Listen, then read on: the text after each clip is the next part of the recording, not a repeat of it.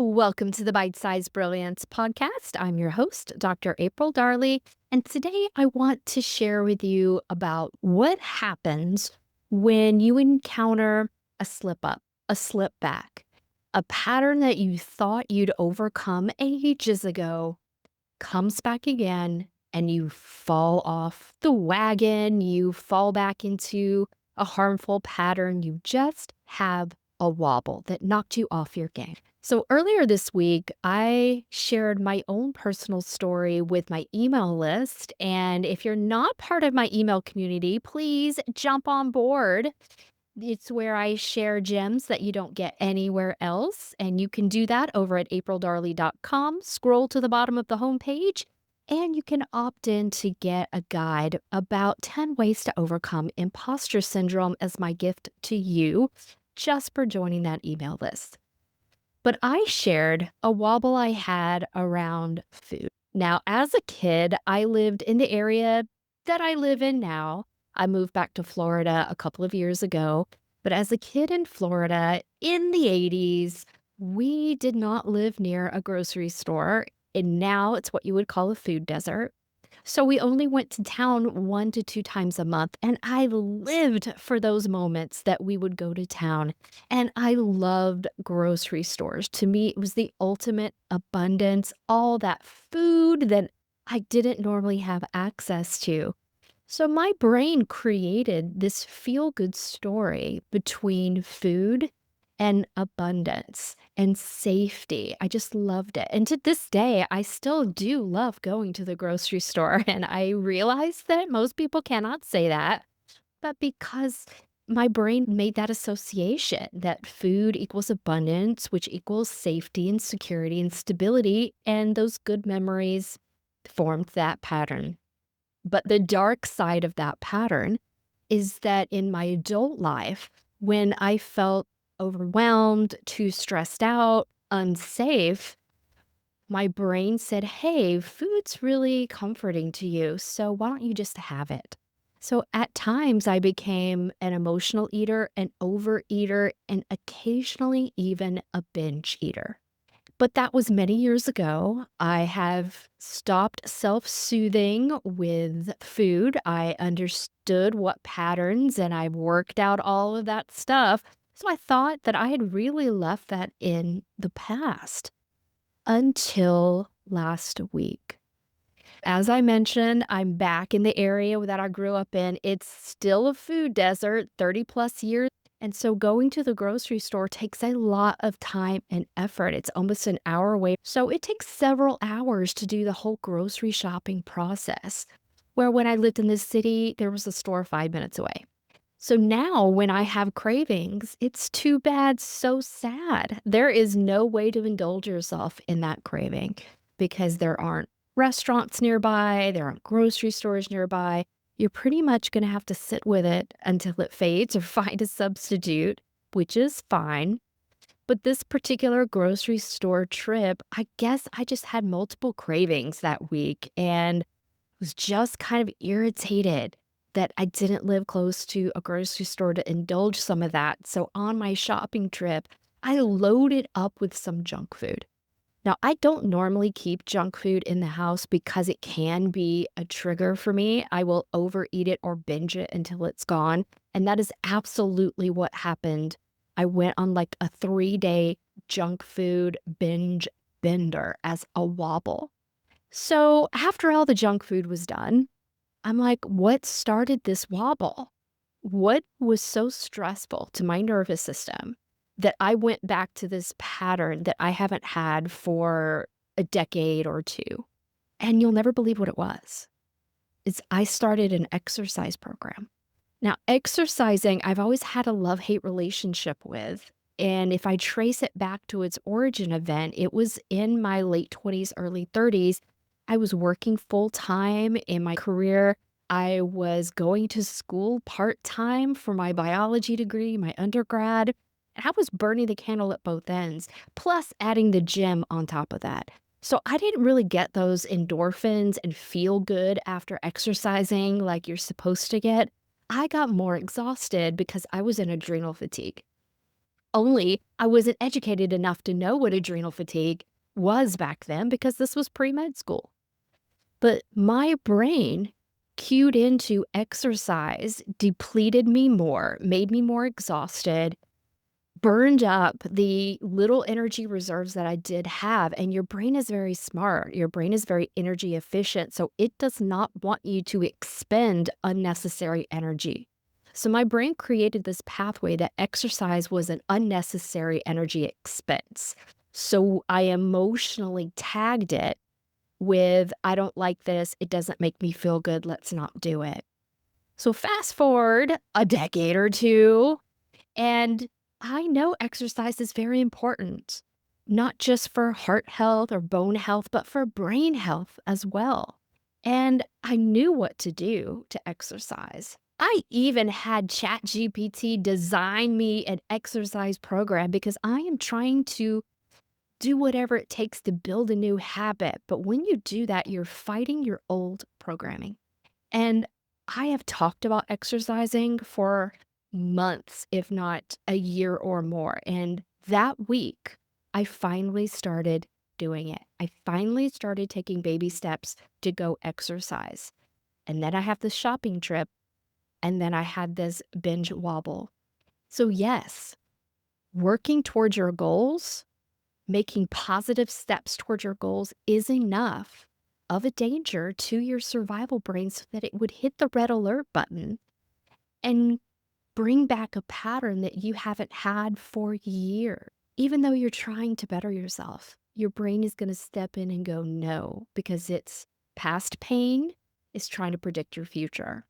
So when you have a wobble, and we all have them, that's the number one thing I want you to know. We all have wobbles. We're human. They are going to happen. If you make any sort of meaningful change forward toward a goal, you're going to have a wobble. But what you do during the wobble and after the wobble makes all the difference. So here are 3 things that if you find yourself in a wobble situation that you want to do during and after. So step 1 is you want to acknowledge that you are in a wobble without judgment. Because what you tell yourself that wobble means is going to be a difference between your happiness and moving forward, or you're falling back into old programming and old patterns. Try to stay as neutral as you can about the wobble and just acknowledge it happened. It was a wobble. We all have them. I'm normal. This is normal. Step 2 is you want to not let the wobble make you quit your goal because that's what it's designed to do. That's what your brain is hoping that you'll do. Is you'll have this wobble and go, oh, it's a sign that I'm not meant to do this goal. I can't have this thing I want. I'm not good enough. So this is why step 1 matters is you don't want to tell yourself these emotional stories of disempowerment. Stay neutral about it without judgment, because if you can do step 1 correctly, then step 2, which is don't quit, don't let the wobble be the reason you stop. Those 2 things work together and they're really important. And then step 3, once you have acknowledged the wobble, you have recommitted to your goal, and you're back on track. Step 3 is you do want to start digging into what was the pattern behind the wobble? What was the trigger? What was the why? This awareness, you will often see a story somewhere in your path, and it could be a story that you thought you overcame, but it's a new level, new devil. If you're not familiar with that phrase, the first time I heard about it, it was from the book The Big Leap by Gay Hendricks, and it talks about an upper limit problem. Basically, that's a limiting story, a program, or belief that our brain is created to protect us. It's really the ceiling on what our brain thinks we're allowed to have based on past history, experiences, and your own stories or beliefs. And when you get too close to this upper limit, this ceiling, something will happen to knock you back down again. A wobble, for example. And this is why it's so important to do these 3 steps. Acknowledge the wobble, recommit to your goal, and dig into the pattern that created the wobble in the first place. And that is that new level, new devil. And what that really means is when you're trying to up level your life to change a habit, and I've got a whole podcast episode about this, but when you are trying to change a habit, it also means you will need to simultaneously break a harmful or unhealthy habit. You need to do those two things together, and the brain will panic about that because a new habit, new routines are very energetically costly to the brain, and it doesn't like to expend energy. So it tries to put you back on old programming, old habits, old patterns because it takes minimal energy and minimal effort to run that programming. But something new, like an exercise program for me, you're having to create time, space, energy, effort. And your brain looks at that and goes, it's not easy. Let's just go back to the old way. And when you can understand what the story was that triggered you, it's another way you can choose to be better. You can choose to do something healthy instead of harmful. And you do have that power. It's called self-agency. Your brain also likes to trick you into thinking that you don't have the power to change, or self-efficacy means that it tries to trick you into believing that your efforts won't yield the change you're trying to make. Meaning, it doesn't matter how hard you work, you're not going to get it anyway. We want to really be aware of the brain's tricks so that you can succeed and you can come through a wobble even stronger. I just had to dig into my stories about the exercise story and what that did to my brain and body at that time, but I'm not in that place in my life.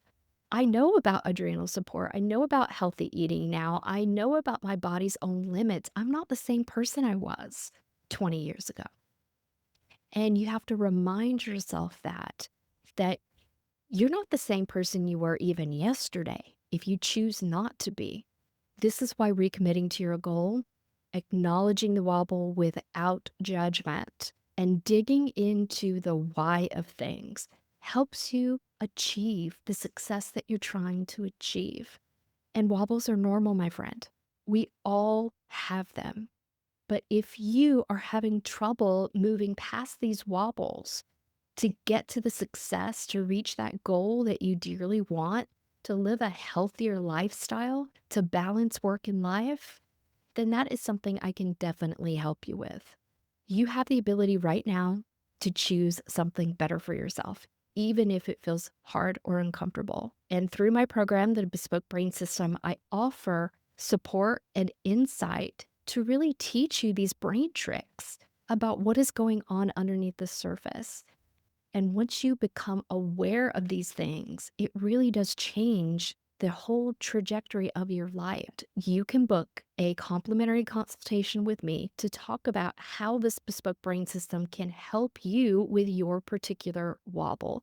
You can do that over at aprildarley.com. And once again, I'd love to have you in my community, on my email list, and in my world in some way because I do value you and cherish you, which is why I wanted to share my personal story with you today about a big wobble.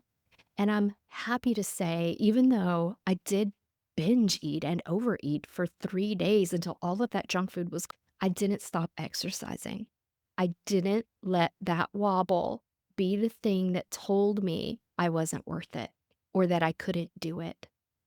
I still exercised every day and I still am. And I'm very proud of myself for that.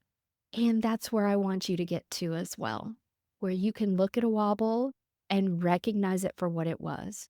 Just your body trying to go back to old programming, but you're not that person anymore and you don't have to do those things anymore. And I can help you navigate a new strategy through that. Until next week, my friends, give yourself some grace if you wobble, because we're only human. Bye, guys.